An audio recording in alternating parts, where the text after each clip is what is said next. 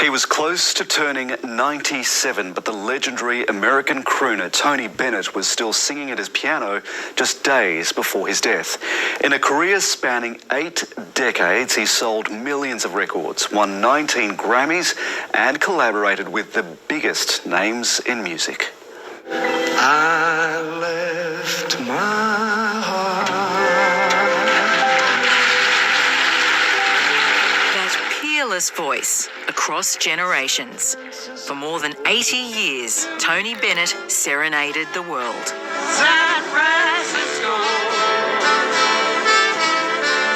Suave, warm and elegant, Bennett first found success as a crooner in the 50s. His first big hit, Because of You, kicked off a dazzling career forged by an old-school work ethic. Because of you, my romance. We used to do 7 to 10 shows a day. In the old days, I mean, if you had a hit recording, you would play the Paramount Theater, let's say, and you'd start at 10 in the morning and leave the theater at 10 at night. He performed for presidents, on late-night shows. It's a pleasure to welcome to this show Tony Bennett. And even on Sesame Street. But the singer joined bigger stages, lending his voice to civil rights, joining artist and activist Harry Belafonte to march with Martin Luther King Jr. That's something I'll never forget.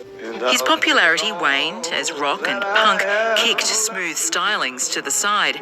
But over the decades, he was rediscovered by an entirely new audience. People say that he reinvented himself, but he really didn't, in the sense that he just did what he did. And when he went on MTV in the mid-'80s, he wore a suit. He clocked up 19 Grammys, even as late as last year.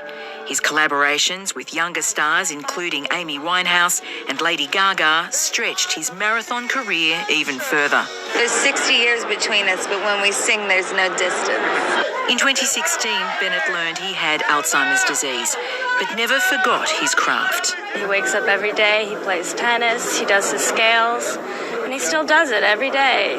Elton John has remembered him as the classiest singer you'll ever see.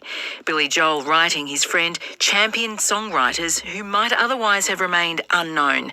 But perhaps no higher compliment than from Frank Sinatra, who in '65 called him the best singer in the business. The last of the classic American crooners, Tony Bennett, gone at 96. I enjoy life very much. I just happen to have that spirit. I've always had a passion to live. I believe in living. Because you see, once you're dead, that's it.